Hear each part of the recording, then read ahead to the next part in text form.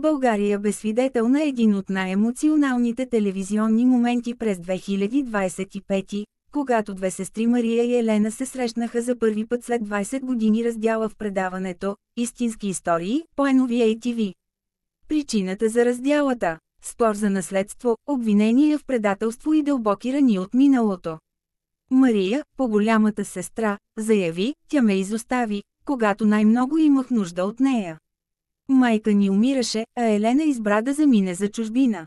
Елена, видимо разтърсена, отговори: не избрах да замина.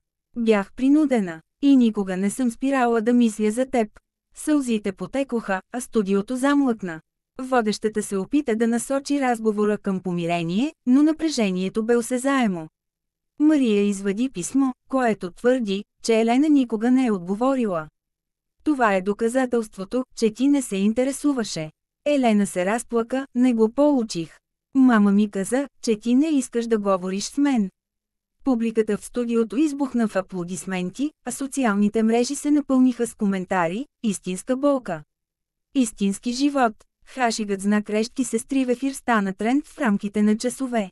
Хиляди потребители споделиха свои истории за семейни конфликти, прошка и загуба.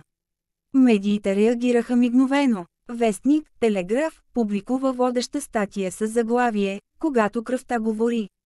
В предаването «Позиция» бе излъчен анализ на семейната динамика и ролята на прошката.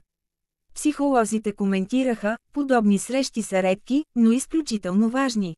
Те показват, че болката може да бъде излекувана, ако има желание. В края на предаването, Мария и Елена се прегърнаха. Ненапълно